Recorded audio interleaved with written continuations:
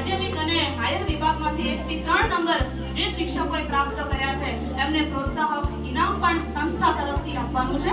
પરંતુ એ માટે એમ નથી માની લેવાનું કે આપણો નંબર નથી આવ્યો તો આપણે કંઈ નહીં. ના સાહેબ, તમે બધાએ ખૂબ શ્રેષ્ઠ કામગીરી બજાવી છે, પણ એક નંબર આપવા, ઇનામ આપવા, આ તો તમારી અંદર એક સ્પર્ધા જાગે અને તમે કંઈક આગળ સારું કાર્ય કરવા માટે પ્રેરાઓ એ માટેની એક રીત છે, બાકી બીજું કંઈ નથી.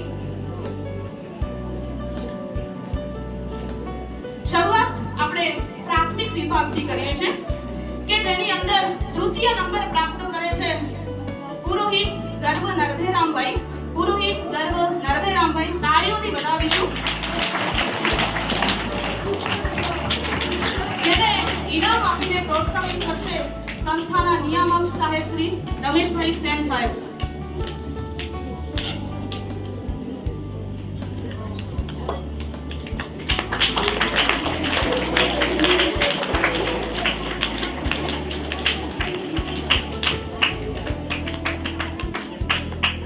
ખૂબ સરસ. ત્યારબાદ દ્વિતીય નંબર પ્રાપ્ત કરે છે ચૌધરી નિકિતાબેન ડાહ્યાભાઈ, જેમને પ્રોત્સાહિત ઇનામ આપીને ખુશ કરશે આચાર્ય સાહેબ એનએમ ચૌધરી સાહેબ.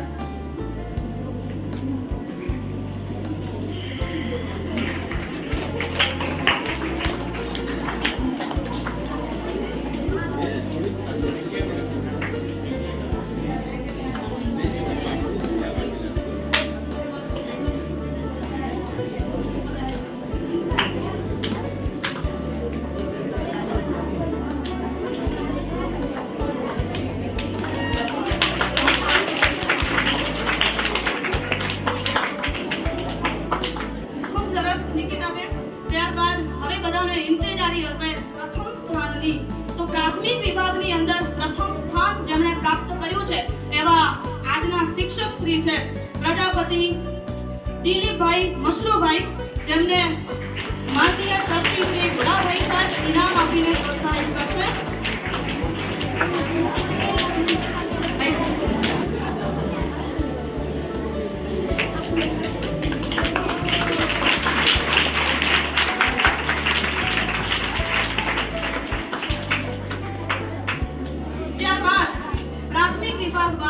માધ્યમિક અને ઉચ્ચતર માધ્યમિક ના પરિણામની જાહેરાત કરીએ તો જેમણે તૃતીય સ્થાન પ્રાપ્ત કર્યું છે એવા આજના શિક્ષક શ્રી છે પ્રજાપતિ અરુણભાઈ બાબુભાઈ, કે જેમને સાયન્સ વિભાગના એચઓડી સાહેબ શ્રી અશોકભાઈ ઇનામ આપીને સાહેબને પ્રોત્સાહિત કરશે.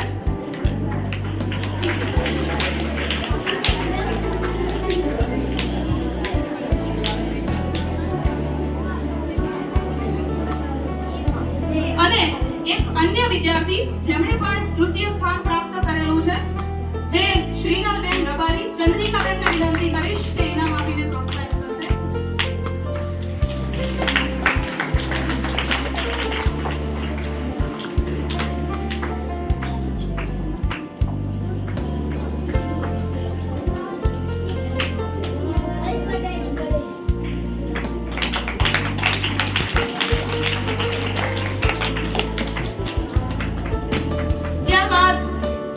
દ્વિતીય નંબર પ્રાપ્ત કરે છે પ્રજાપતિ વિક્રમભાઈ, જેમણે વસંતભાઈ સાહેબ જે માધ્યમિક વિભાગના સુપરવાઇઝર છે એમને વિનંતી કરીશ કે ઇનામ આપીને પ્રોત્સાહિત કરશે.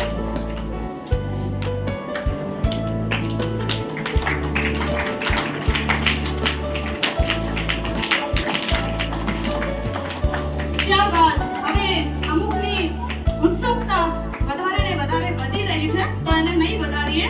ત્યારબાદ પ્રથમ નંબર જેને મેળવ્યો છે એવા વિદ્યાર્થી ફરી આજના શિક્ષક શ્રી છે નાઈ તુષાર અરવિંદભાઈ, જેમને અશોકભાઈ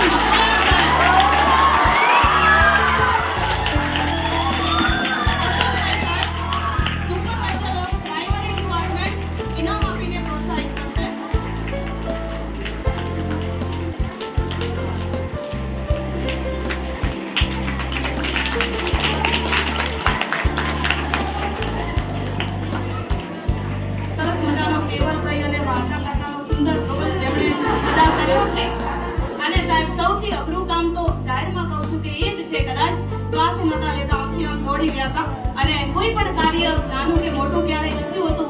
એ ભગવાન કૃષ્ણએ સાબિત કર્યું છે.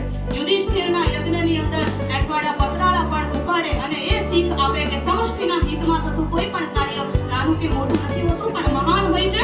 તો આજના બનેલા બે સેવકશ્રીઓ માળી અજયભાઈ અને ચૌધરી ચેતનભાઈ, જેને માળી અજયભાઈને ઇનામ આપીને પ્રોત્સાહિત કરશે આજના આચાર્ય બેન શ્રી મિત્તલબેન ચૌધરી, અને ચેતનભાઈને ઇનામ આપીને પ્રોત્સાહિત કરશે સાગરભાઈ ચૌધરી સાહેબ, આચાર્ય શ્રી SS વિદ્યા સંકુલ.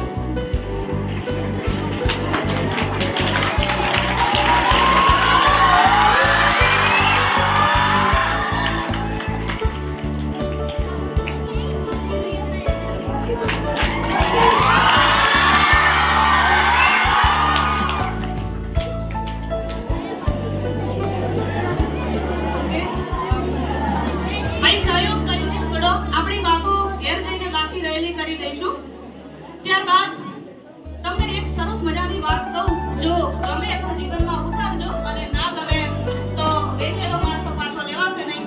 પણ એકવાર એક ક્લાસરૂમની અંદર શિક્ષક દાખલ થાય છે, હાથની અંદર હાજરી પત્રક છે અને હાજરી લેવાનું ચાલુ કરે છે. ત્યારે જે વિદ્યાર્થીઓ હાજર હતા પ્રેઝન્ટ સર કહી અને પોતાની હાજરી નોંધાવે છે. સાહેબે પહેલા વિદ્યાર્થીનું નામ ચાલુ કર્યું, અભિમાન, છોકરાનું નામ.